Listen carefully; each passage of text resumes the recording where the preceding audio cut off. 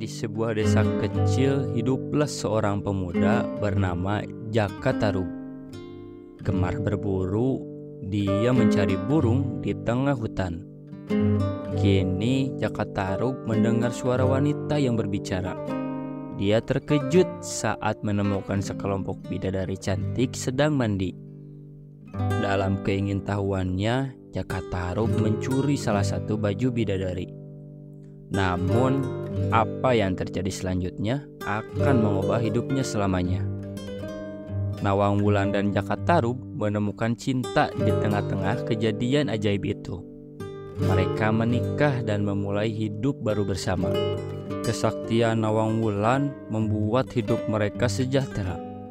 Hanya dengan sehelai padi, mereka dapat memiliki hidangan yang cukup. Namun keserakahan merayap di hati Jaka Tarub. Dia membuka periuk Nawang Wulan, menghilangkan kesaktiannya. Kini mereka harus menggunakan beras seperti manusia biasa. Saat persediaan beras menipis, Nawang Wulan menemukan pakaian yang hilang. Dia menyadari bahwa Jaka Tarub yang mencurinya. Nawang Wulan kembali menjadi bidadari. Dia memberikan pesan kepada Jaka Tarub untuk merawat anak mereka, Nawangsi. Meskipun kehilangan Nawang Wulan, Jaka Tarub dan Nawangsi tetap menjalani hidup bahagia bersama.